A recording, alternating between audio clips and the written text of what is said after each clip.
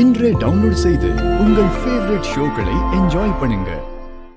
எப்பவுமே நானும் என் தம்பியும் வேற வேற இல்ல. நான் தான் அவன், அவன் தான் நான். என்னோட பாதி அவன். இந்த பொறுப்பை இன்னைக்கு தான் நான் அவனுக்கு கொடுக்கணும்னு இல்லை, ஏற்கனவே அவன் அந்த பொறுப்புல தான் இருக்கான்.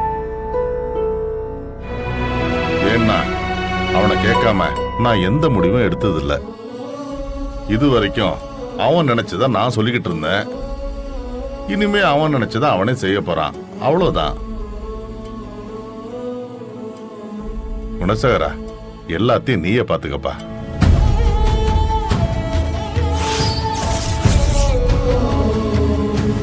பாத்தியாடி, இதாண்டி என் அண்ணன். எனக்கு தெரியும் என் அண்ணன் எப்படிப்பட்டவர்னு. அதனாலதான் அவ்வளோ தைரியமா நம்பிக்கையா உங்ககிட்ட சொன்னேன். எல்லாரும் என்ன மன்னிச்சிருங்க. சித்தப்பா, என்னப்பா? ஐயோ மாமா, என்ன இதெல்லாம்? குணசேகரா, எதுக்குப்பா மன்னிப்பெல்லாம் கேட்டுக்கிட்டு இருக்க? இல்லன்னு இவ பேச்சை கேட்டு இந்த 2 நாளா இவங்க எல்லாருமே எனக்கு எதிரா இருக்கிற மாதிரி எனக்குள்ள தோண ஆரம்பிச்சிருச்சு. இந்த ஊர் என் மேல வச்சிருக்கிற நம்பிக்கைய கூட என் குடும்பத்துல உள்ளவங்க என் மேல வைக்கலையேன்னு எனக்குள்ள ஒரு பயம் வர ஆரம்பிச்சிருச்சு. ஆனா இப்பதான் எனக்கு நிம்மதியாவே இருக்கு. எனக்கு இது போதும், இது போதும். எனக்கு இந்த பொறுப்பெல்லாம் வேண்டாம். கரிகாலனையே பாத்துக்க சொல்லுங்க. ஐயோ,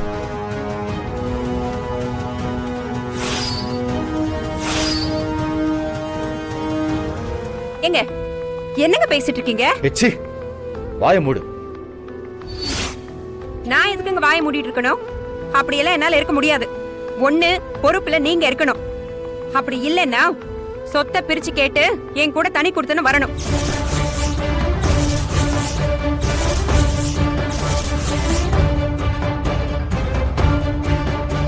கல்யாணி, என்னம்மா நீ தனி கொடுத்தனெல்லாம் பேசிட்டு இருக்க? அண்ணா, இவ கிடக்குறானே பைத்தியம். நடந்தது என்னன்னு நான் அப்புறம் உங்ககிட்ட சொல்றேன். என்னங்க, நான் பைத்தியமா?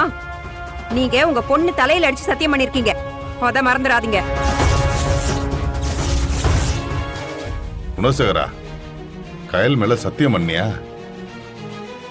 இவ அந்த மாதிரி ஒரு சூழ்நிலையை உருவாக்கி கட்டாயப்படுத்தி சத்தியம் வாங்கிட்டான்னு. ஏண்டே, நான் உனக்கு என்ன சத்தியம் பண்ணி கொடுத்தேன்? அண்ணன் எனக்கு பொறுப்பை கொடுக்கலன்னா தான் நான் உன் கூட தனி கொடுத்தன வர்றதா சொன்னேன். ஆனா என் அண்ணன் தான் எனக்கு பொறுப்பை கொடுத்துட்டாரு. அதை இப்ப நான் தாண்டி வேணான்னு சொல்லியிருக்கேன். அதனால நான் ஒன்னும் சத்தியத்தை மீறல.